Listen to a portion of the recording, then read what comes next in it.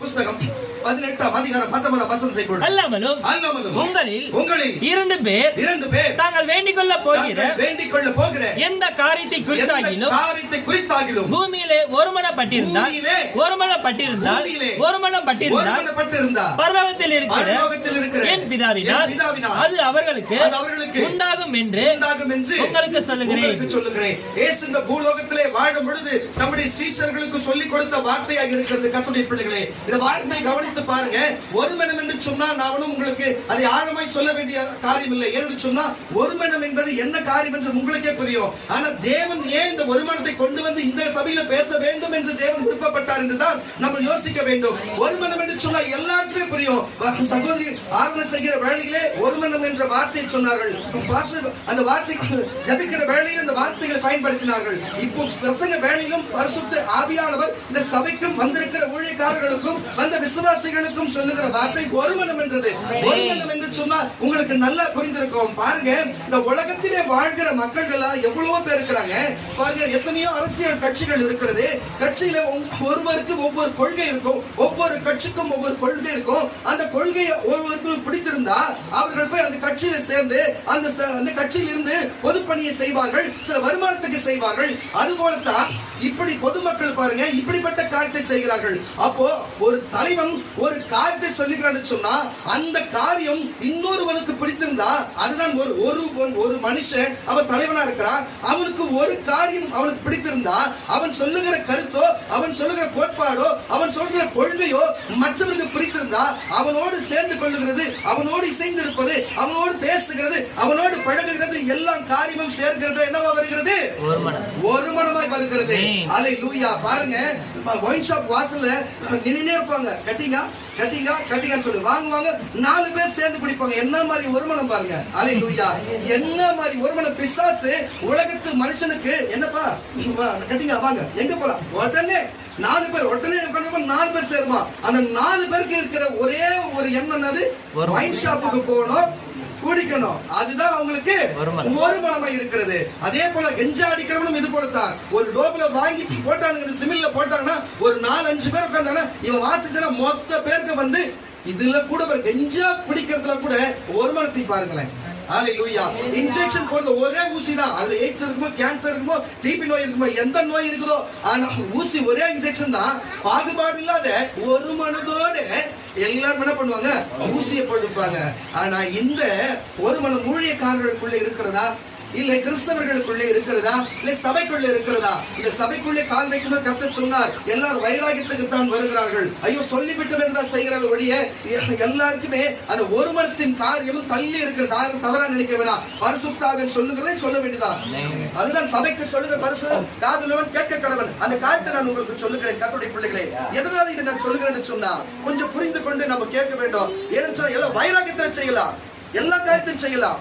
ஆனா என்ன காரியம் இருக்கிறது சொன்னா கொஞ்சம் புரிஞ்சு கவனித்து பார்ப்போம். கர்த்தருடைய பிள்ளைகளே, ஏன் இதை உங்களுக்கு நான் சொல்லுகிறேன் சொன்னா தேவன் எதை விருப்பப்படுகிறார்? உலகத்தில் இருக்கிற மக்கள்கள் இருக்கிற ஒரு மனத்தை பார்த்தீர்கள், கட்சிக்காரர் அரசியல்வாதி இருக்கிற ஒரு மனத்தை பார்த்தீர்கள், இங்க இருக்கிற பாருங்க குடிகாரனுடைய ஒரு மனத்தை பார்த்தீர்கள். இப்படிப்பட்ட ஒரு மனம் இருக்கிறது. ஆனா சபைக்கு ஒரு முன்னேற்றம் இருக்க வேண்டும். சபையுடைய போதகர் ஒரு காரியத்தை சொன்னா அந்த காரியத்தை செய்கிறது தான் சபைக்கு இருக்கிற விசுவாசியுடைய காரியம் என்ன இருக்குது? ஒரு மனமா இருக்கிறது. அல்லேலூயா. சத்தமா பேசி கேக்குதா உங்களுக்கு? பாருங்க, அப்போ சபையில இருக்கிற ஒரு ஊழியக்காரமாவோ இல்ல பாஸ்டரையாவோ ஒரு காரியத்தை சொன்னா அதன்படியே அது தப்போ சரியோ தேவன் அவரை பார்த்துக் கொள்வார். ஆனா சொல்லுகிற காரியத்தை அப்படியே செய்வதில் தான் அங்க ஒரு மனம் இருக்கிறது. கர்த்தருடைய பிள்ளைகளே, அல்லேலூயா. பாருங்க, அப்படிப்பட்ட ஒரு மனம் இருக்கிறது. நான் உங்களுக்கு சொல்லுகிறேன், இப்படிப்பட்ட ஒரு மனம் உங்களுக்குள்ள இருக்கிறது. ஏதோ சொல்லிட்டாங்க நாங்க செய்கிறோம் என்று சொல்லி அப்படி இல்லை. ஒரு மனம் இருக்க வேண்டும். கர்த்தருடைய பிள்ளைகளே, ஒரு மனம் இருந்தாதான் இயேசு என்ன சொன்னார்? வாசிங்க கேட்ட வசனத்தை. அல்லாமலும் உங்களில் இரண்டு பேர் தாங்கள் வேண்டிக் கொள்ள போகிற எந்த காரியத்தை குறித்தாகிலும் பூமியிலே ஒருமனப்பட்டிருந்தா பரலோகத்தில் இருக்கிற பிதாவினால் அது அவர்களுக்கு உண்டாகும் என்று உங்களுக்கு சொல்லுகிறேன். இந்த பூமியில இயேசுவே சொன்னார். அப்ப 2 பேர், வேற 2 பேர் இல்ல 3 பேர் 4 பேர் இங்க எத்தனை பேர் இருக்கிறோம் பாருங்க. அல்லேலூயா. எத்தனை காரியத்தை ஜெபித்து இருக்கிறோம். ஒரு மனதோடு ஜெபிக்கும் பொழுது அது நிறைவேறாத காரியமா இருந்தாலும் அவர் ஒரு மனப்பட்டுட்டா நிறைவேற்ற சொல்லிட்டார்ல, கட்டாயம் நிறைவேற்றுவார். அதுல எந்த மாற்றமே கிடையாது. அல்லேலூயா. இதைதான் சொல்லுகிறேன். அப்ப நம்ம சபைக்குள்ளே ஒரு மனம் அவசியமாக இருக்கிறது. யார் புதுதா யார் வந்தாலும் சரி, ஏதாயிலும் ஒரு கலகத்தை காரியத்தை சொன்னா நம்ப கூடாது. நம்ம ஊழியக்காரன் எதை சொல்லுகிறார், ஊழியக்காரன் சொல்லுகிறார்களோ, நம்ம சபை தலைவர்கள் என்ன சொல்லுகிறார்களோ அதுதான் நம்ம கேட்கணுமே தவிர அதுதான் நம்மளுடைய ஒரு மனமாய் இருக்கிறது. இல்லாவிட்டா சரி கேட்கலாம், இல்லாவிட்டா என்ன செய்யணும்? தேவனிடத்துல உங்களுடைய ஒரு மனம் இருக்கணும். தேவனோடு நீங்க ஒரு மனமா இருக்கணும். அல்லேலூயா. எப்படி தேவனோடு நம்ம ஒரு மனமா இருக்கு சொன்னா, மத்தேயு, மார்க்கு, யோவான், லூக்கால சொல்லப்பட்ட வார்த்தை வசனம், இயேசு பேசின வார்த்தைகள், அதை செய்வதே, அவர் சொல்லுகிறதை கேட்கிறதே நமக்கு ஒரு மனமாய் இருக்கிறது. அவ்வளவுதான். அப்படி கேட்கிறது நமக்கு ஒரு மனமாய் இருக்கிறது. அப்போ ஒரு மனம் இருந்தா எத்தனை நல்ல காரியம் நடக்கும், ஒரு மனம் இல்லாத இருந்தா எத்தனை நல்ல காரியம் நடக்காது போகிறது என்று சொல்லி வேதம் என்னென்ன சொல்லுகிறது பார்ப்போம். பாருங்க, யோசுவாவின் நாட்களிலே எகிப்திலிருந்து இஸ்ரவேல் மக்களை எல்லாரும் கானான் தேசத்துக்கு கொண்டு வருகிற வேளையிலே அதுக்கு உண்டான இடையில இருக்கிற எத்தனை புறஜாதி நாடுகள் இருந்தது, எத்தனை புறஜாதி அரசர்கள் இருந்தார்கள். ஆனாலும் இவர்கள் எல்லையை தாண்டி போகிற போது இவர்களுக்கு விரோதமான காரியம் செய்ய வேண்டும், இவர்களை போக விடக்கூடாதுன்னு சொல்லி என்னென்ன விதமான காரியத்தை ஏவினாலும் சரி, எத்தனை விதமான காரியத்தை அவங்களுக்கு அவங்க சொன்னாலும் சரி, ஆனா அவர்களுக்குள்ளே பாருங்க, அந்த புறஜாதி மக்களுக்குள்ளே, புறஜாதி ராஜாக்களுக்குள்ளே, அவர்களுக்குள்ளே என்னென்ன காரியம் இருக்குன்னு சொன்னா, ஒரு மனதோடு அவங்களை, ஒரே ஜாதி மக்களை அவர்களை இந்த எல்லைக்குள்ளே வரவிடாதபடிக்கு தந்திரமா என்ன செய்ய வேண்டுமோ, அவர்கள் சூழ்ச்சியா என்ன செய்ய வேண்டுமோ என்று அவர்கள் சூழ்ச்சி செய்யும்படிக்கு காரியம் செய்கிறார்கள். இன்றைக்கு நான் சொல்லுகிறேன் கர்த்தருடைய பிள்ளைகளே, பாருங்க, இன்றைக்கு ஒரு மனம் நமக்குள்ளே இல்லாதனால உலக மக்களுக்கு உலகம் இருக்கிறது, விசுவாசிகளுக்குள்ளே ஒரு மனம் இருக்கிறது, அந்த கிறிஸ்துவுக்குள்ளே ஒரு மனம் இருக்கிறது, பாருங்க, பொது மக்களுக்குள்ளே ஒரு மனம் இருக்கிறது. இதெல்லாம் 4 பேருக்கு உதவி செய்யறதுக்கா, பரலோகம் கூட்டி போறதுக்கா, ரட்சிப்படைய செய்வதுக்கா? எதுக்கு ஒரு மனம் இருக்கிறது? ஒருத்தரை கொல்லவும் பாருங்க 4 பேர் சேர்ந்து பேசுவான். ஒரு பணத்தை வாங்கி கொண்டு இவனை கொல்ல வேண்டும் என்று சொல்லி ஒரே 4 பேர் சேருவான். எப்படி வேற வேற ஊர்ல இருப்பான், திடீர்னு ஒன்னா சேருவானுங்க, ஒரு கொலையை பண்ணுவான், ஜெயிலுக்கு போவான். எப்படி இவங்களுக்கு ஒரு மனம் வருகிறது பாருங்க. ஒரு தவறு செய்ய பிசாசு அவங்க சிந்தனைகளை ஒரு மனதோடு நம்ம சேர்ந்து 4 பேர் சேர்ந்தா ஒரு கொலை பண்ணிடலாம். ஒரு 4 பேர் சேர்ந்தா ஒரு போராட்டத்தை நடத்திடுறான். இப்ப ஜல்லிக்கட்டு கூட உங்களுக்கு தெரியும், பீச் ஓரத்துல ஒரு 4 பேர் 5 பேர் தான் உட்கார்ந்தாங்க. எல்லாருடைய ஒரு மனமும் என்னாச்சு, ஒரே மனம். எல்லாரும் ஒரு கொள்கையை, ஒரு வார்த்தை கேட்டு எல்லாரும் அந்த இடத்துல வந்தாங்க. அப்ப கடைசியில அவங்க கும்பலா சேர்ந்தவன என்னாச்சு, அவங்க என்ன கேட்டாங்களோ அதுதான் அரசாங்கம் செய்யப்பட்டது. மக்கள் தீர்ப்பு, மகேசன் தீர்ப்பு சொல்லி நடந்ததா இல்லையா? ஆமன வழியில சொல்லுங்களேன். அப்போ உலக மக்கள் மனுஷங்களுக்கு ஒருமனப்படும் பொழுதே ஒரு கூட்டம் சேர்த்து ஒரு எடுத்து நிற்கும் போதே இப்படிப்பட்ட நன்மைகள் நடக்குதுன்னா, ஏன் சபையா சேர்ந்து ஒரு மனதோடு ஏன் கேட்கக்கூடாது? ஏன் ஒரு மனதோடு இந்த சபைக்காக, இந்த குடும்பத்திற்காக, வருகிற குடும்பத்திற்காக, வரப்போகிற குடும்பத்திற்காக, எதிர்காலத்துக்காக, சபையோட எதிர்கால கர்த்தருடைய வருகைக்கு எச்சரிக்கைக்காக, இந்த பள்ளிக்கார பகுதிக்காக ஏன் ஒரு மனப்பட்டு உண்மையா ஏதோ கூப்பிடுறாங்க வந்தோன்றது இல்ல, ஏன் ஒரு மனம் இல்ல? ஒரு மனதோடு இருந்தா அவங்களால செய்ய முடியுது. வெளியில இருக்கிற அவங்களால ஒரு மனதோடு செய்ய முடியுதுன்னா, ஒரு தீவிரவாதி இங்க போய் குண்டு வைக்கணும், அங்க போய் குண்டு வைக்கணும்னு சொன்ன உடனே அவன் மனித வெடி குண்டா கூட மாறுற அளவுக்கு அவன் ஓடி வந்து ஒரு காரியத்தை செய்யறானா, கற்பனை தப்புனா மரணன்ற மாதிரி வச்சுட்டு அங்கே வச்சா கூட போக வேண்டியதான். அவன் அவ்வளவு தைரியமா செய்யறானா, ஒரே வார்த்தை அங்க இருக்க கூட்டத்தில் இருக்கிற எல்லாருக்கும் ஒரே மனமா இருக்கு, ஒரே கொள்கை, ஒரே வார்த்தை, ஒரே வசனம், ஒரே பேச்சுன்றது போல எல்லாருக்கும் அவங்க ஒண்ணா இருக்குன்னா, அப்ப நமக்கு ஒரே தெய்வம், ஒரே தேவன், ஒரே மெய் தேவன் நமக்கு கொடுக்கப்பட்டு இருக்கிறாரு. ஒரே சபை, ஒரே தேவன் நமக்கு இருக்கும் பொழுது அப்ப நம்ம ஒரு மனதோடு இருக்கணும்ல, நம்ம ஒரு மனதோடு இருக்கணும்ல. கர்த்தருடைய பிள்ளைகளே, வாசிக்க கேட்டோம் யோசுவாவின் புஸ்தகம் 9ஆம் அதிகாரம் 2ஆம் வசனத்தை கூட வாசிக்க கேட்டோம். யோசுவாவின் புஸ்தகம் 9ஆம் அதிகாரம் 2ஆம் வசனத்தை. அவர்கள் ஒருமனப்பட்டு அவர்களை தட்டி ஒரு அலையை சொல்லுங்க. பாருங்க, ஒரு குடும்பத்தை கலைக்க, ஒரு ஜனங்களை கலைக்க பொதுமக்கள் எப்படி எழுதுகிறார், அது போல வேத புஸ்தகத்திலே யோசுவாவின் நாட்களில் யோசுவாவை கொண்டு அங்க இருக்கிற ஜனங்களை கொண்டு வரும் பொழுது எப்படி சூழ்ச்சியான காரியத்தை பாருங்க, எப்படி பாருங்க ஒரு மனத்தை பாருங்க. வாசிக்க கேட்கலாம் மறுபடியும். அவர்கள் ஒருமனப்பட்டு யோசுவாவோடும் இஸ்ரவேலரோடும் யுத்தம் பண்ண ஏகமாய் கூடினார்கள். எரிகோவுக்கு ஐக்கும். என்ன பாத்தீங்களா, ஒரு மனதோடு ஒரு மனமாய் கூடினார்களா? இவன் வேற மொழி பேசுகிறவன், அவன் வேற மொழி பேசுகிறவன். அங்க இருக்கிற எல்லாரும் ஒரு ராஜா, ஒரே ராஜா இல்ல, அங்க பக்கத்துல இருக்கிற பல தேசம் சிற்றரசு பேரரசர் இருக்கிறது போல இருந்தாங்க.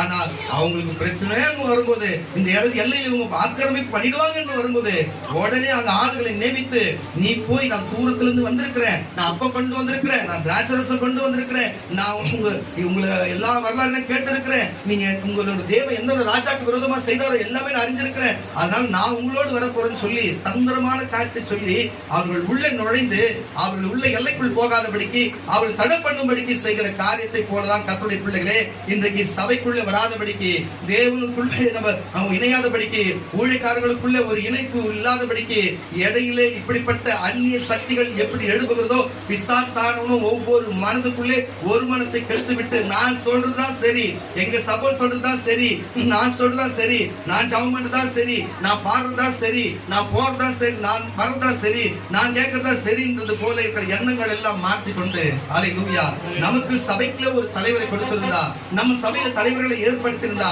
அந்த தலைவர்கள் சொல்லுகிறது போல எப்படி மோசேக்கு பின்னாடி தேவன் போக சொன்னாரோ, யோசுவாவின் பின்னாடி போக சொன்னார், காலியாப்பின் பின்னாடி எப்படி இஸ்ரவேல் எபிரேய மக்களை போக சொன்னாரோ, அது போல சபைக்கு ஒரு தலைவரை கொடுத்திருந்தா, நம் தலைவனோடு தேவன் பேசுவார். தேவ வசனம் இருக்கிறது, அவர் சொல்லுகிற ஒரு வார்த்தை, அதே வார்த்தை, அவர் சொல்லுகிற ஒரு காரியத்தை அதே செய்யும் பொழுது அதுதான் ஒரு மனமாய் இருக்கிறது. வெளியில இருக்கிற குடிகாரனோ, கெஞ்சி அடிக்கிறவனோ, மற்ற காரியங்களோ, ரபடிகளோ இப்படிப்பட்ட காரியத்துக்கு ஒரு மனமாய் இருந்து தான் செய்கிற எதை செய்ய வேண்டும் என்று அந்த காரியத்தை நிறைவேற்றி கொண்டு ஆதாயத்தை பார்க்கிறேன்னு சொன்னா, தேவன் ரத்தம் சிந்தின சபையாச்சு, தேவன் ரத்தம் சிந்தி நமக்காக சம்பாதித்த கிரைவா கொடுத்து சம்பாதித்த கொடுத்த சபையாச்சு. அங்க நமக்கு வருமானம் ஜனங்களுக்கு இருக்கும் பொழுது அவங்களை காட்டில் நம்ம விசேஷித்தவர்களாச்சு, நம்ம பரலோக பிரஜையாச்சு, நம்ம 4 பேர் நம்ம ஒத்தாசை பண்ணுகிறவர்களாச்சு, 4 பேருக்கு நன்மை செய்கிறவர்களாச்சு. நம்ம வருமானத்தோடு இருக்கணும்ல, நம்ம இருக்கணும்ல. அல்லேலூயா. நம்ம தேவன் தூரத்துல இருக்கிறாரு, வார்த்தையில பேசுறாரு சரிதான், ஆனா நமக்கு சபை இருக்குல்ல, நம்ம ஒரு குழுவா சேர்றோம்ல, சபைக்கு தலைவராய் ஒருவங்க உருவாக்கி இருக்கிறாங்களே, சொல்லுகிற வார்த்தையை வைராக்கியமா இல்ல, ஒரு மனதோடு செய்யும் பொழுது 2 பேர் 3 பேர் நீங்க செஞ்ச, நீங்க செய்யாதவங்க போங்க, ஆனா நீங்க எவ்வளவு பேர் 500 1000 பேர் இருந்தா கூட பிரச்சனை கிடையாது. ஆனா இதுல நீங்க அவ்வளவு பேர் செய்யலனா கூட 2 பேர் 3 பேர் செஞ்சா கூட அல்லேலூயா, பிதா மகிமைப்பட்டு எதை கேட்கல அதை அப்படியே செய்வேன்னு சொல்லி இருக்கிறாரு. அது நீங்க கூட இருந்து அதை நீங்க பெற்றுக்கணும்னு சொல்ல வரேன், நீங்க கூட இருந்து அது நீங்க பெற்றணும் தான் நான் சொல்ல வருகிறேன் கர்த்தருடைய பிள்ளைகளே. அப்போ ஒரு நல்ல காரியத்துக்கோ ஒரு முயற்சி எடுத்து ஒரு முன்னோக்கி போகும் பொழுது யோசுவாவை அங்க தடுத்து நிறுத்தினதுக்கு ஆயத்தப்படுத்த ஒருமனப்பட்டது போல இன்றைக்கு சபையை விட்டு பிரிக்க, இந்த இடத்தை விட்டு மாற, அங்க போக இங்க போக, இங்க வராத போக, அவங்க அதை சொல்றாங்க இதை சொல்றாங்கன்னு சொல்லி நமக்கு எப்படி புறஜாதி மக்கள் யோசுவாவுக்கு அப்படிப்பட்ட காரியத்தை பிரிக்க நினைத்தது போல நம்மளுடைய ஒருமனத்தின் ஐக்கியத்தையும் பிரிக்க பிசாசு ஒவ்வொரு நேரமும் வகை தேடி கொண்டிருக்கிறான். ஒரு மனம் இல்லைன்னு சொன்னா, உங்களுக்கு இந்த சிங்கம் மாடு கதை தெரிஞ்சிருக்கும், எல்லாம் கும்பலா இருக்கும்போது சிங்கத்தை தொத்தி விட்டது, தனித்தனியா இருக்கும்போது சிங்கம் அதை வேட்டையாடினது, சிங்கம் ஒவ்வொரு மாட்டை வேட்டையாடினது போலதான். அப்போ நம்ம எல்லாம் குழுவா நம்ம ஒன்னா இணைந்து ஒரே வார்த்தையை கேட்டு ஒரே தேவன் சொல்லுகிறதை கேட்டு நம்ம நடக்கும் பொழுது அல்லேலூயா, அவர் சொல்லுகிறதை நமக்கு செய்ய வல்லவராய் இருக்கிறார். ஒரு அல்லேலூயா சொல்லுவோம். தாவீதை பாருங்க, தாவீதுக்கு பாருங்க, தாவீது அரசனாக வேண்டும் என்று சொல்லி தேவனுடைய சித்தம் ஒரு பக்கம் சாமுவேலும் அதை அறிவித்திருந்தார். ஆனால் அங்க இருக்கிற மக்கள்களும் அங்க இருக்கிற கோத்திரத்து தலைவர்களும் என்ன செய்தார்கள், அவர்கள் எல்லாம் ஒருமனப்பட்டு பரவாயில்ல செய்யட்டும், ராஜாவா இருக்கட்டும் என்று சொல்லி. ஆனால் எந்த சவுல் காலகட்டத்திலே எந்த நியாயப்பிரமாணம் பெட்டி அது போச்சோ அதேபடியே தாவீதை கொண்டு அரசனாக்கி தேவன் மறுபடியும் அதை கொண்டு வந்திருக்கிறார். கரங்கள் தட்டி ஒரு சொல்லலாம். ஒன்னு நாளாகமத்தின் புஸ்தகம் நன்றி ஆண்டவர். 1 நாளாகமத்தின் புஸ்தகம் 12ஆம் அதிகாரம் 38ஆம் வசனத்தை கூட வாசித்து கேட்கலாம். 1 நாளாகமம். தாவீதை இஸ்ரவேலின் மேல் ராஜாவாக்குவதற்கு தாவீதை இஸ்ரவேலின் மேல் ராஜாவாக்குவதற்கு இந்த யுத்த மனுஷரிடத்திலும் அணியாய் வைக்கப்பட்டிருந்த உத்தம இருதயத்தோடு, உத்தம நல்லா கேட்டுங்க, இதுதான் ஒரு மனதுல விஷயம் இருக்குது. உத்தம இருதயம் எப்ரோனுக்கு வந்தார்கள். இஸ்ரவேலில் மற்ற யாவரும் தாவீதை ராஜாவுக்கு ஆக்குவதற்காக ஒருமனப்பட்டிருந்தார்கள். என்ன பண்ணாங்க? ஒருமனப்பட்டிருந்தாங்க. பாருங்க, எல்லா கோத்திரத்தின் பிதாக்கள் எல்லாரும் பிரகாரமே அவர்களுக்குள்ளே 1000 16 அவ்வளவு ஜனங்கள் அவங்க தலைவருக்கு ஒவ்வொரு கோத்திரத்துக்கு தலைவராக இருந்து அவ்வளவு கூட்டம் அங்கு வந்து இருக்கிறது. யாரை அப்படிப்பட்ட காரியத்தை செய்ய நான் சொல்லுகிறேன் கர்த்தருடைய பிள்ளைகளே, நம்ம தேவனோடு ஐக்கியத்தோடும் தேவனோடு ஒருமனப்படுறது என்று சொன்னா, தேவனோடு நம்ம ஒருமனமா இருக்கிறோம்னா நல்லா புரிஞ்சுக்கணும். தேவனோடு நம்ம ஒருமனமா இருக்கணும்னா அவர் வார்த்தையும் வசனத்தையும் அப்படியே செய்யாது என்றதை செய்யக்கூடாது, செய்கின்றதை நம்ம செய்து நம்ம இருப்போம் என்று சொன்னா, எப்படி கோத்திரத்தின் பிதாக்கள் வந்து நம்ம ராஜாவாக சரி ஏற்றுக்கொள்ளட்டும் என்று சொன்னது போல அதே போல நம்மளையும் தேவன் உயர்த்த வல்லவராய் இருக்கிறார். வந்திருக்கிற ஒவ்வொருவரையும் கர்த்தர் தாவீதை போல வைத்திருக்கிறபடினாலே ஒவ்வொரு கோத்திரத்திற்காகவும் ஒவ்வொரு காரியத்திற்காகவும் ஒவ்வொரு தனிப்பட்ட காரியத்துக்காகவும் சில தீர்க்கதரிசியாகவும் சில அப்போஸ்தலராகவும் சுவிசேஷம் மேய்ப்பராகவும் போதகரை போல ஒவ்வொரு தலைவராகவும் தேவன் வைக்க வல்லவராய் இருக்கிறார். என்ன ஒரு விசுவாச கைத்தட்டு உங்களுக்கு வல்லவராய் இருக்கிறார். அதுபோல நம்ம இப்படிப்பட்ட காரியத்தை செய்யும் பொழுது அப்போ நம்ம உண்மையாய் தேவன் மேலே ஒருமனப்பட்டு நம்ம தேவனுடைய வார்த்தை கேட்டு நம்ம நடக்கும் பொழுது நம்ம சபையாகிலும் உலகமாகிலும் யாரா இருந்தாலும் ஒருமனப்பட்டு இவன் தாயா ராஜாவா வரணும், இவன் தாயா அமைச்சரா வரணும், இவன் தாயா ஊழியக்காரனா வரணும், இவன் தான் சபைக்கு மூப்பரா வரணும் என்று சொல்லி மக்களே நம்மளுக்கு முன்னாடி விடுவாங்க. மக்களே சேர்ந்து தேவன் அவங்க வாயாலே நமக்கு சொல்ல வைப்பார். வாசிக்க மறுபடியும் வசனத்தை கூட தாவீதை இஸ்ரவேலின் மேல் ராஜாவாக்க இந்த யுத்த மனுஷர்கள் எல்லோரும் அணியணியாய் வைக்கப்பட்டார்கள். உத்தம இருதயத்தோடு எப்ரோனுக்கு வந்தார்கள். இஸ்ரவேலின் மற்ற யாவரும் தாவீதை ராஜாவாக்குறதற்கு ஒருமனப்பட்டிருந்தார்கள். உங்களுக்கு தெரியும் தாவீது யாரை நேசித்திருந்தார்? தேவனோடு இருந்தார். அவர் தேவனோடு இருந்தார். அல்லேலூயா, அல்லேலூயா. அப்ப பாருங்க, தேவனோடு இருந்தார். தேவன் அவர் அங்கீகரித்திருந்தார் சாமுவேல் தீர்க்கதரிசியை கொண்டு.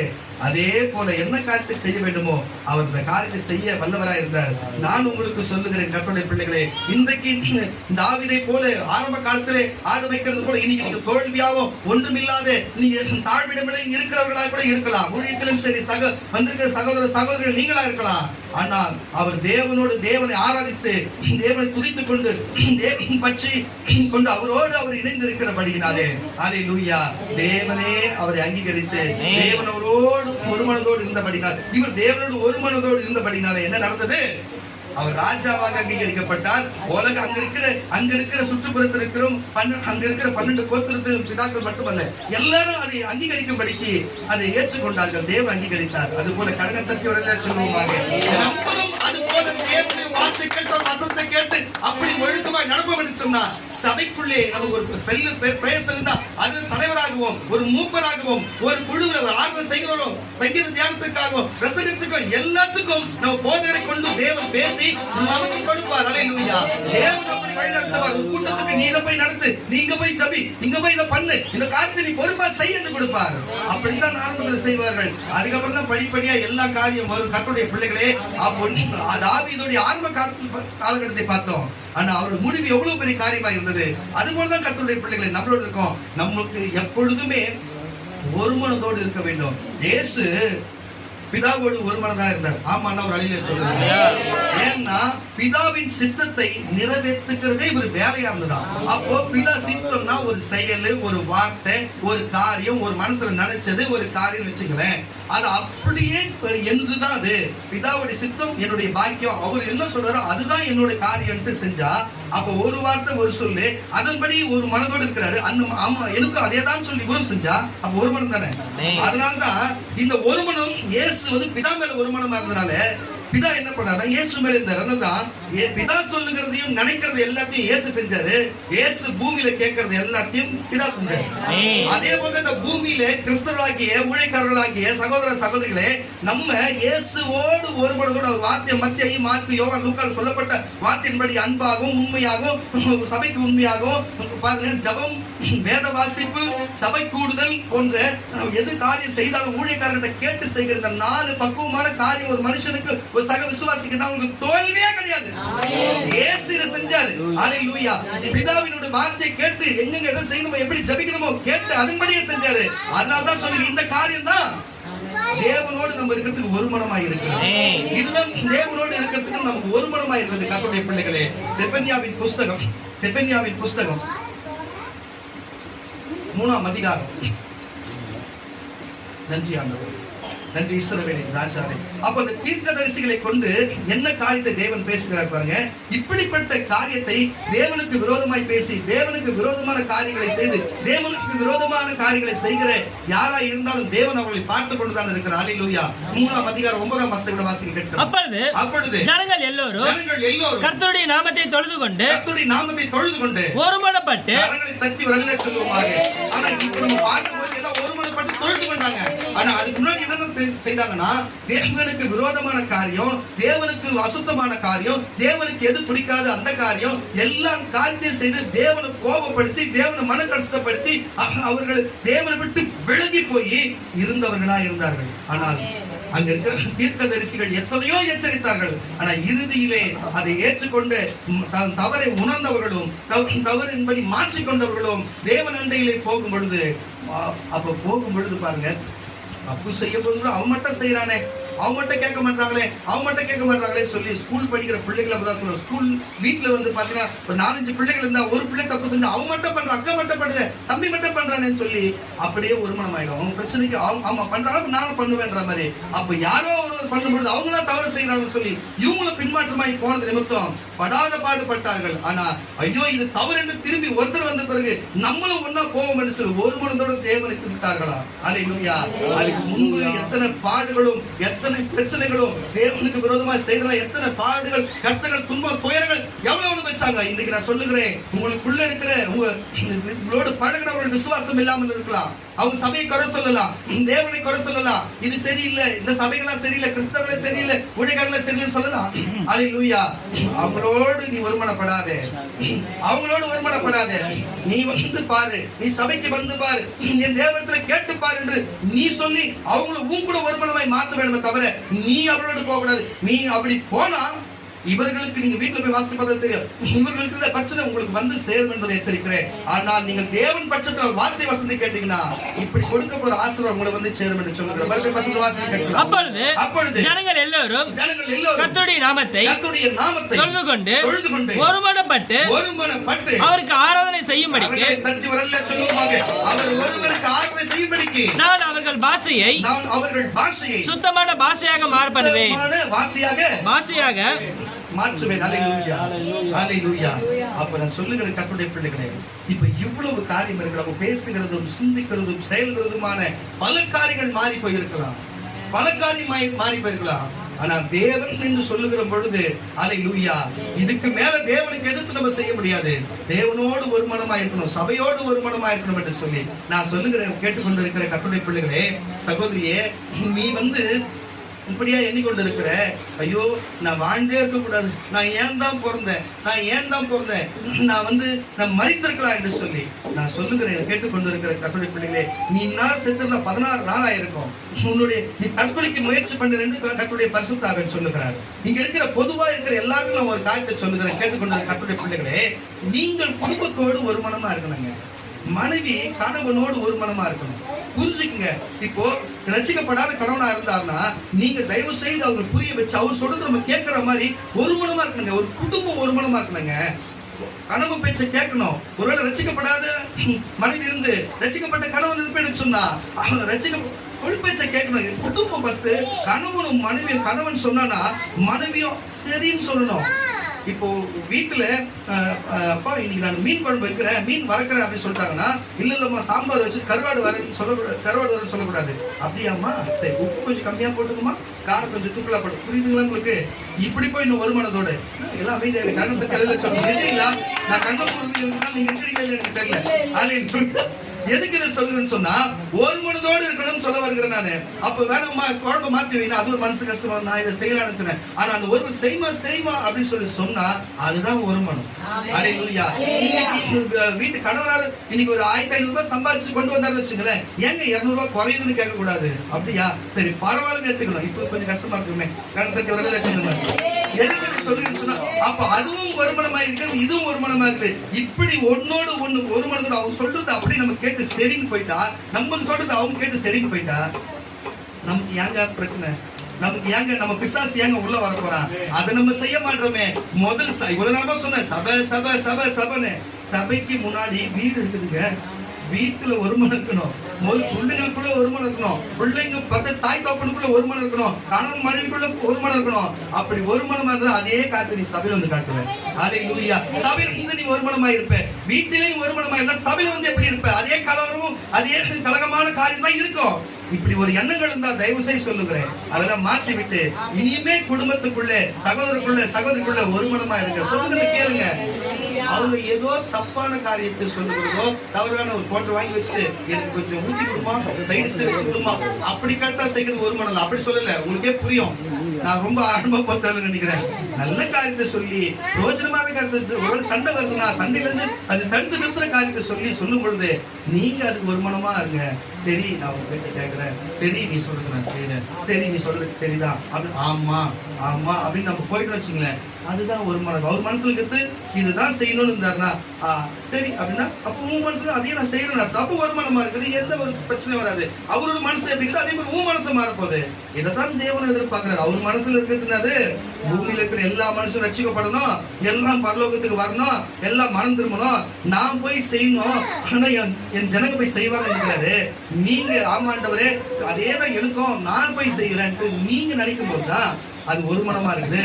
தேவன் செய்கிற அற்புதம் உங்க மூலியமா செய்வார்.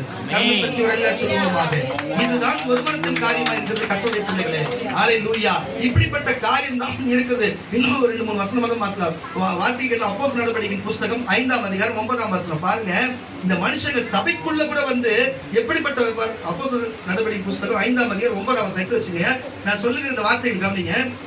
உங்களுக்கு காணியாவும் சபிராவும் குறித்து உங்களுக்கு தெரியும். பாருங்க, காணியாட்சி அங்க வித்து அது அப்போஸ்தலர் பாதத்துல கொடுக்க, சபைக்கு கொடுக்க அவங்க எல்லாம் கொண்டு முன் வரும் பொழுது என்ன செய்யறாங்க, விற்கும் போது ஒரு காரியம் விட்டு கொடுக்கலாம்னு சொல்லிட்டு, ஆனா அதுல ஒரு பங்கு எடுத்து வச்சுக்கொண்டு மத்தத்தை எடுத்துமே கொடுக்கலாம்னு சொல்லும் பொழுது நான் சொல்லுகிறேன், ஏன் விற்கும் போது விற்கிறதுக்கு முன்னாடி உண்டா இல்லையா, விற்றதுக்கு அப்புறமும் அது உண்டா இல்லையா? கொடுக்கறேன்னு சொல்றது ஏன் அப்படின்னா, நான் சபைக்கு ஊழியம் செய்கிறேன், சபைக்கு இதை செய்கிறேன், சபைக்கு அதை செய்கிறேன், நான் இதை பண்ணுவேன், நான் அங்க போறேன், இதை பண்ணுவேன்னு சொல்லிட்டு செய்து விட்டு இடையில ஏதோ சின்ன மிஸ்டேக் ஆகி ஏதோ பிசாசு பழப்பு யாரோ ஏதோ ஒரு வார்த்தையை சொல்லும் பொழுது நம்ம அதை பிரிச்சு கொண்டு சபை விட்டு ஓடுகிறது, ஊழியக்காரத்தை பேசாத ஓடுகிறது, தேவன் மேல கோச்சிக்கிறது, இந்த மாதிரி காரியெல்லாம் செய்வோம் என்று சொன்னா அப்பவும் அவர் தான் தெய்வம், அப்பவும் இதுதான் சபை, அப்பவும் நம்ம தான் கிறிஸ்தவங்க. புரியுதா?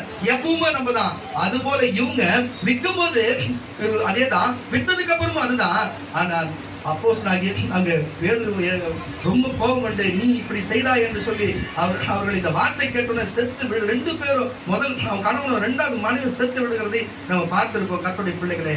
அப்ப சபைக்குள்ளே பரிசுத்த ஆவியானவர் அப்போ இருந்தும் எப்படி ஆதியில ஜலத்தின் மேல் அசைவாடி கொண்டிருந்தாரோ, அப்போ இந்த பூமிக்கு வந்து மறுபடியும் நோவா பேழையில் ஏறி சென்று இயேசுவோடு இறங்கி வந்து பெந்தெகோஸ்தே பண்டிகை நாட்களில் 120 இறங்கி வந்து அதே பரிசுத்த ஆவியார் இந்த சபைக்குள்ளும் உலாவி வந்தார். நான் ஆராதனை வேளைகளை இதை கண்டேன், ஆராதனை வேலை நான் உணர்ந்தேன். இந்த இடம் முழுவதும் அப்படி ஒரு பிரசனத்தை நான் பார்த்தேன். அல்லேலூயா. இந்த இடம் முழுவதும் அவர் சொல்லுகிறார், உங்க ஜெபத்தை நான் கேட்கிறேன், உங்க ஜெபத்துக்கு எல்லாத்துக்கும் பதில் இருக்கிறது என்று சொல்லி. அல்லேலூயா. உள்ளே அமரும் பொழுது கர்த்தருடைய பரிசுத்த ஆவியானவர் எனக்கு சொல்லியிருந்தார், நீங்க நம்புவீங்க நம்பவே தெரியல, இவங்களுக்கு இடம் பத்தாதுப்பா, வேற இடம் போனா 15 வருஷம் ஆயிப்போச்சு. 15 வருஷம் வந்து ஒரு வீட்டிலோ ஒரு இடத்துல இருந்தாலும் அது அவங்களுக்குள்ள காரியமா இருக்குதுன்னு சொல்லுவாங்க. அது போல இந்த ஊழியம் 15 வருஷம் அங்கீகரிக்கப்பட்டு இருக்கிறதுனால இந்த கூடாரம் எங்க போட்டாலும் தேவனுடைய பரிசுத்த ஆவியானவரே அவங்களோட ஒருவர். நீங்க கூடாரம் எங்க போட்டாலும் சரி, பேருக்கு தான் கட்டணும், நீங்க தான் சபை, நீங்க எங்க போட்டாலும் அவர் வருவாரு. அல்லேலூயா. இது 15வது ஆண்டு, இது பூமியில ஒரு காரியத்தை ஒரு வீடு கட்டாத அவங்க சொந்தமா இருக்கிறது போல சபை தேவனுடைய சொந்தமா இருக்கிறதால இனிமேல் அசைக்க முடியாது, அசைக்க முடியாது. அல்லேலூயா. 2026 இப்படிப்பட்ட சம்பவம் நடக்க போகிறது.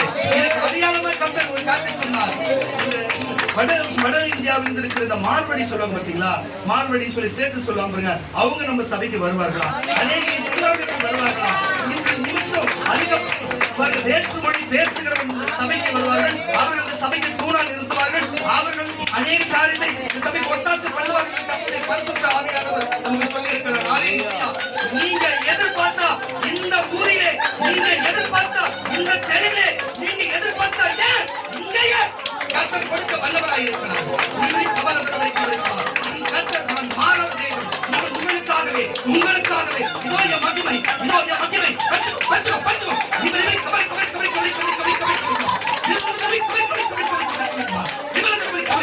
உங்கள் பலவீனங்கள் மறைகிறது, வியாதிகள் மறைகிறது. இதோ உங்களை விடுவிக்கவே நானே இறங்கி வந்து என் ஊழியரை அனுப்பி இன்றைக்கு பேசுகிறேன் உங்களோடு. என் பரிசுத்த வார்த்தைகளே, என் பரிசுத்த வாழ்களே, நான் உங்களோடு இருக்கிறேன். உங்கள் சபத்தை கேட்கிறேன், உங்களுக்கு பதில் தருகிறேன். நீ சந்தன வலிவரை கவலை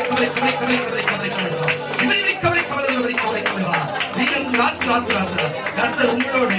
இப்படி யாரெல்லாம் அங்கே அந்த நாட்களில் அப்போஸ்தலர்களோடு ஒத்தாசை பண்ணார்களோ, யாரெல்லாம் அப்போஸ்தலர்களுக்காக தன்னுடைய நிலத்தையும் சொத்தையும் வித்து எல்லாம் ஒரு மனதோடு ஒரே உணவாய், ஒரே இடமாய், ஒரே காரியமாய் செய்து நாங்கள் ஒன்னாய் இருப்போம் என்று சொன்னார்களோ, அப்படிப்பட்டவர்களுக்கு பெரிய ஆசீர்வாதம் உண்டானது. அதே போல நீங்க இருக்கிறோம் சரி, இனி வரப்போகிற தேவன் அப்படி வச்சு அப்படி ஆசீர்வாதத்தை கொடுப்பார். ஆனால் சபைக்கு கலகத்தை செய்து இந்த சபைக்கு விரோதமான காரியம் செய்கிறவர்கள் சபீராவை போலவும் அங்க இருக்கிற தானியாவை போலவும் தான் இது சம்பவிக்கும் என்பதை எச்சரிக்கிறேன். வாசிக்க கேட்ட வசனத்தை கூட பேதுரு அவரை நோக்கி கர்த்தருடைய ஆவியை சோதிக்கிறதற்கு கரங்களை தட்டி கர்த்தருடைய ஆவியை சோதிப்பதற்கு நீங்கள் ஒருமனப்பட்டது என்ன பாருங்க. ஒரு தப்பு செய்யறது கூட ஒருமனப்பட்டிருக்கிறாங்க பாருங்க. தப்பு கணவன் மனைவி நான் முன்னாடி சொன்னேன், ஒரு நல்ல காரியத்துக்கும் மற்றொரு காரியத்துக்கும் குடும்பத்துக்குள்ள ஒரு வருமானம் வேணும், அப்ப நல்லா இருக்கானே. ஆனா இவங்க செஞ்சது என்ன? ஒரு பரிசுத்த சபைக்கு தேவனுக்கு விரோதமா கொடுக்க வேணாம், சபைக்கு செய்வேன் பொறுத்தர செய்ய வேணாம்னு இவங்க ஒரு மனதா இருக்கிறாங்கன்னா என்ன வாழ்க்கை, என்ன ஒரு கிறிஸ்தவ வாழ்க்கை இது? இப்படிப்பட்ட எண்ணங்கள் இருந்தால் தயவு செய்து மாற்றிக்கொள்ளுங்க. இப்படிப்பட்ட எண்ணங்களை மாற்றிக்கொள்ளுங்க. தேவனுக்கு பிடிக்காத விட்டத்தில் வாசிக்க கேட்கலாம். கர்த்தருடைய ஆவியை சோதிப்பதற்கு நீங்கள் ஒருமனப்பட்டது என்ன? இதோ உன் புருஷனை அடக்கம் பண்ணினவர்களுடைய கால்கள் வாசற்படியிலே வந்திருக்கிறது, உன்னையும் வெளியே கொண்டு போவார்கள் என்றார். உடனே அவள் அவருடைய பாதத்தில் விழுந்து ஜீவனை விட்டால் வாலிபர் உள்ளே வந்து அவள் மரித்து போனதை கண்டு அவளை வெளியே கொண்டு போய் புருஷன் அண்டையிலே அடக்கம் பண்ணினார்கள். பாருங்க, ஒரு மனதோடு இருந்து உண்மையாக தேவனுக்கு கீழ்ப்படிஞ்ச உண்மையான சபைக்கு உண்மையான ஒரு மனதோடு இருந்தா அவங்க பாருங்க நித்திய ஜீவன பாவம் மன்னிப்பு பரலோகராஜ்யம் நித்திய ஜீவன வாழலாம். ஆனால் இப்படிப்பட்ட கலகமான ஒரு மனம் இருந்தா நான் சொல்ல வேண்டியதில்லை, வேதம் அதையெல்லாம் சொல்லுகிறேன். சபையார் எல்லோரும் இவைகளை கேள்விப்பட்ட மற்ற யாவருக்கும் மிகுந்த பயம் உண்டாகியது. அப்போஸ்தலருடைய கைகளினாலே அநேக அடையாளங்களையும் அற்புதங்களையும் ஜனங்களுக்குள்ளே செய்யப்பட்டது. எல்லோரும் ஒருமனப்பட்டு எல்லாருமே நீங்கள் ஒருமனப்பட்டு சாலமோனுடைய மண்டபத்திலே இருந்தார்கள். இந்த சபைக்குள்ள இப்ப நம்ம இருக்கிறோம். அல்லேலூயா, அல்லேலூயா. இன்னைக்கு அற்புதம் நடக்கணும், இன்னைக்கு வியாதி சரியாகணும், பில்லி சூனியங்கள் ஓடணும், இன்னைக்கு அற்புதம் நடக்கணும் என்று நீங்கள் விசுவாசித்து நீங்க ஒருமனப்பட்டு என்று சொன்னா ரொம்ப நேரம் இல்ல, இப்ப ஜெபம் பண்ணி முடிச்சோம் நடக்கும். அல்லேலூயா. ஏன்னா அவர் பரிசுத்த ஆவின் இங்கேயே உங்க பக்கத்திலேயே விளையாடுவீங்க. இங்க இருக்கிறார், இடது பக்கத்தில் இயேசுவா நின்று கொண்டிருக்கிறார். அல்லேலூயா. இதை கவனித்துக் கொண்டிருக்கிறதை நான் பார்க்கிறேன். அல்லேலூயா. நான் சொல்லுகிறேன், அதே வாசிக்கைகள் அப்போஸ்தலர் நடவடிக்கையின் புஸ்தகம் 1ஆம் அதிகாரம் 2ஆம் வசனம். அப்போஸ்தலர் நடவடிக்கையின் புஸ்தகம் இப்ப பாருங்க, நீங்க நடக்கிற சம்பவத்துக்கும் இந்த வசனம் அப்படியே ஒத்து போகும் பாருங்க. அவர் எடுத்துக்கொள்ளப்பட்ட அப்போஸ்தலர் நடவடிக்கையின் புஸ்தகம் 1ஆம் அதிகாரம் 2ஆம் வசனம் வாசி. அவர் எடுத்துக்கொள்ளப்பட்ட நாள் வரைக்கும் செய்யவும் உபதேசிக்கவும் தொடங்கின எல்லாவற்றையும் குறித்து முதலாம் பிரபஞ்சத்தை உண்டு பண்ணினேன். அவர் பாடுபட்ட பின்பு 40 நாள் அளவும் அப்போஸ்தலருக்கு தரிசனமாகி தேவனுடைய ராஜ்யத்தை குறித்தவைகளை அவர்களுடைய பேசி அநேகம் தெளிவான சித்தாந்தங்களினாலே அவைகளுக்கு தம்மை உயிரோடு இருக்கிறவர்களாக காண்பித்தார்.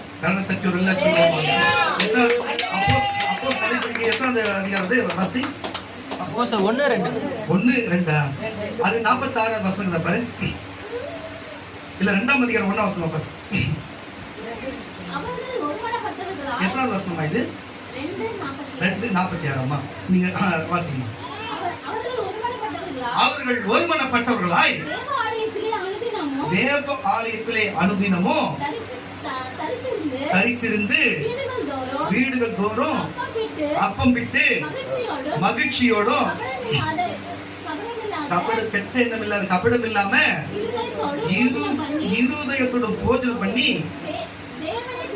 தேவனை துதித்து ஜனங்கள் எல்லோரிடத்திலும் தயவு பெற்றிருந்தார்கள். கரங்கள் தட்டி மறுபடியும் வாசனம். பெந்தெகோஸ்தே என்னும் நாள் வந்தபோது 2ஆம் அதிகாரம் 1வது வசனம்.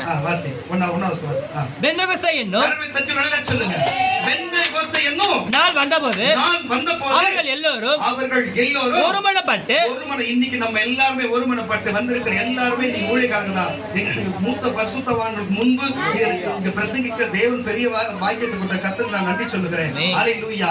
அதுபோல இன்னைக்கு எல்லா ஊழியர்களும் சக விசுவாசிகள் சேர்ந்து இன்னைக்கு நம்ம எல்லாம் ஒருமனப்பட்டு இருக்க போறோம். இன்னைக்கு மேல் வீடு தானே இதுவும். மேல் வீட்டுல தேவ ஆவியான இறங்கி வரப்போது வாசிக்க கேட்கிற அவர்கள் எல்லோரும் ஒருமனப்பட்டு ஓரிடத்திலே வந்திருந்தார்கள். அப்பொழுது பலத்த காற்று அடிக்கிற முழக்கம் போல வானத்திலிருந்து சடுதியாய் ஒரு முழக்கம் உண்டாகி அவர்கள் உட்கார்ந்திருந்த வீடு முழுவதையும் நிரப்பிற்று அல்லாமலும் அக்கினிமயமான நாவுகள் போல பிரிந்திருக்கும் நாவுகள் அவர்களுக்கு காணப்பட்டு அவர்கள் ஒவ்வொருவர் மேலும் வந்து அமர்ந்தது. இந்த சம்பவம் இந்த வசனம் வரதுக்கு முன்னாடி நடந்தது இல்லைங்க. ஆமென். நீ உங்கள தான் இயேசு பேருக்கு வந்த கரங்களை தட்டி சொல்லுங்க. அப்படி 46 வசனம் வாசிக்கலாம் சீக்கிரம். அதுல 46.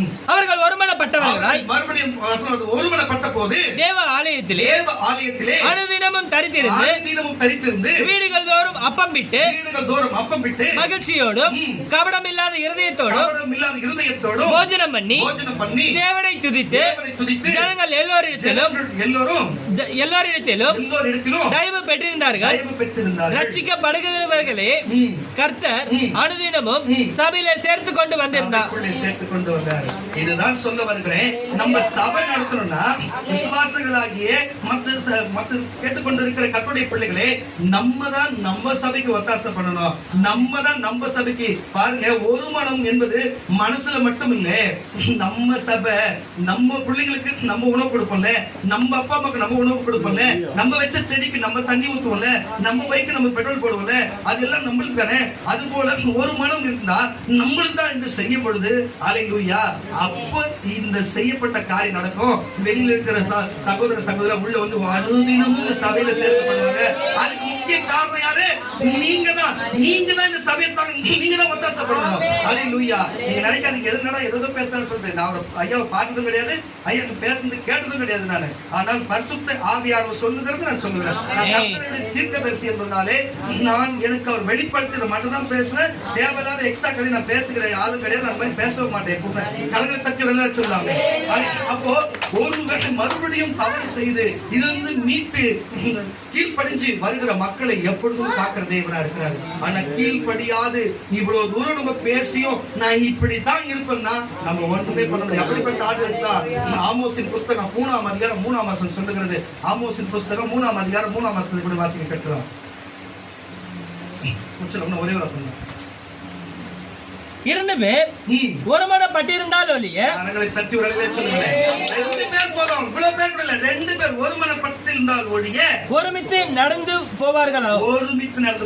அப்போ ஊழியக்காரர்கள் சொல்றாங்கன்னு சொன்னா, சபையில போனகரமா சொல்றான்னு சொன்னா, சபை தலைவர்கள் சொல்றான்னு சொன்னா, உங்களை பார்த்து நீங்க செய்யுங்கன்னு சொன்னா ஏன் செய்ய முடியல? ஊழியமும் ஒரு காரியத்தையும் சரி இப்படி இருங்க, இப்படி பேசாதீங்க, இப்படி செய்யாதீங்க, இங்க போவாதீங்க, வராதீங்க, இந்த காரியம் செய்யாதீங்கன்னா ஏன் செய்ய முடியல? ஏன்னா ஒருமனம் இல்லை உங்ககிட்ட. ஒரு மனம் தான். 2 ஒருத்தர்ல கூட இன்னொருத்தரும் சொல் பேச்ச கேட்பாங்க.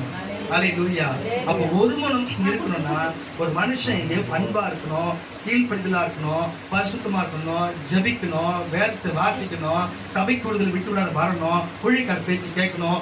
இப்படி எல்லாம் கேட்டா அந்த மனுஷன் ஒருமனப்பட்டு இருக்கிறான். பிதாவோடு இயேசு ஒருமனப்பட்டு இருந்தார். அல்லேலூயா. அதனால இயேசு கேட்கிறத பிதா செய்தார்.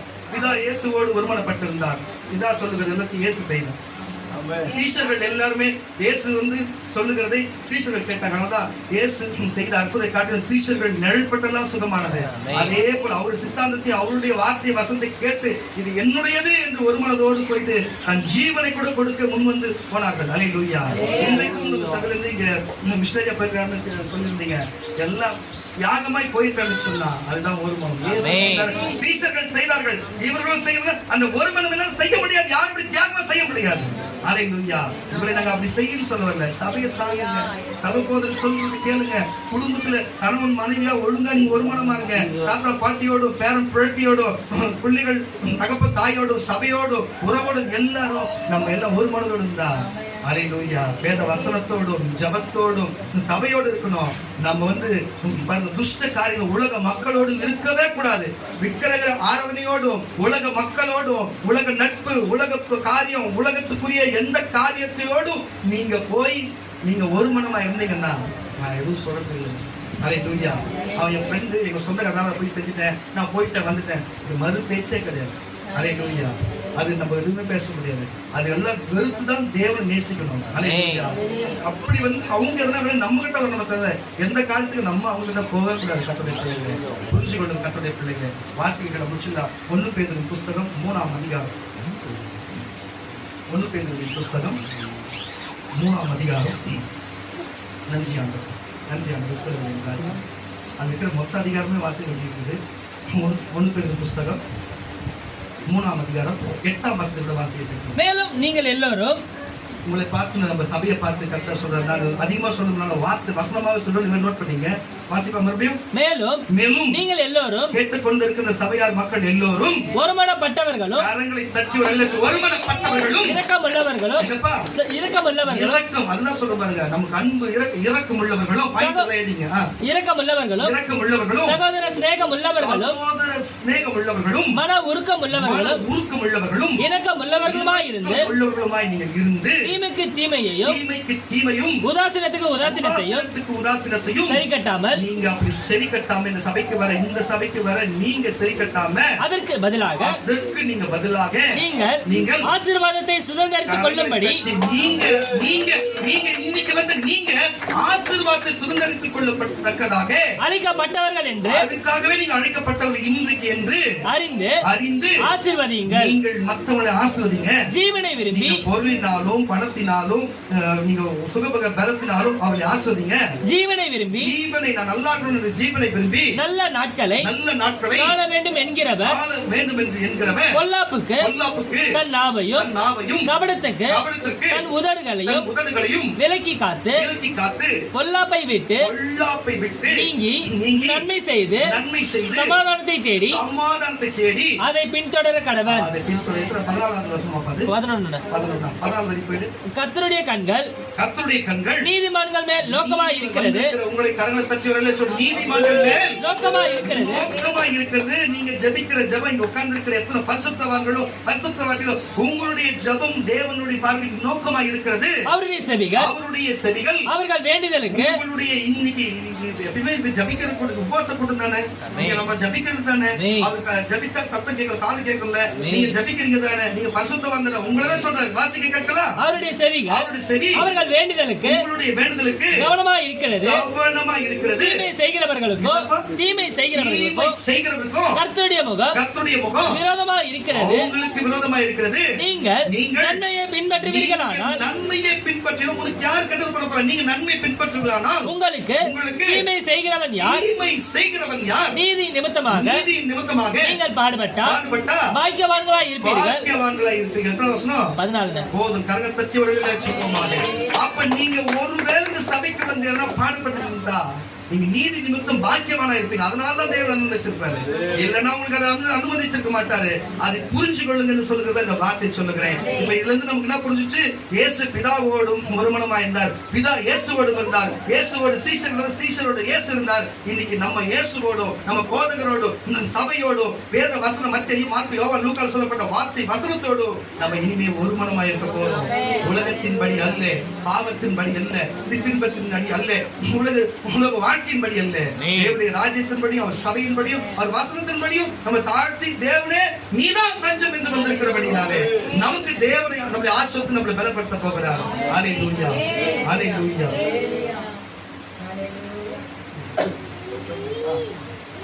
அப்படியே எல்லாரும் முழங்கால் படி அந்த ராஜாவி ராஜா, அந்த ராஜாவி ராஜா, அந்த கர்த்தாதி கர்த்தர், அந்த கருணை கண்ணன், அந்த கருணை மன்னன், அந்த மாறாதவர் வார்த்தைக்கு யாரெல்லாம் ஒருமனப்பட்டு இருப்பேன்னு சொல்லி யாரெல்லாம் தன்னை கொடுத்து இருக்கிற எத்தனையோ கர்த்தருடைய பிள்ளைகளும் ஊழியக்காரர்களும் ஊழியக்காரர்கள் சகோதரர்கள் கர்த்தருடைய ஒருத்தரை நான் பார்க்கிறேன். கர்த்தருடைய ஆவியார் காண்பிக்கிறார். நீங்கள் பார்க்க தெம்பாகவும் நல்லா நீங்க பலத்தோடு இருக்கிறதை நான் உணர்கிறேன். ஆனால் நீங்கள் வீட்டிலே அமர்ந்து கொண்டு சதா அழுது கொண்டே இருக்கிறதை நான் பார்க்கிறேன்.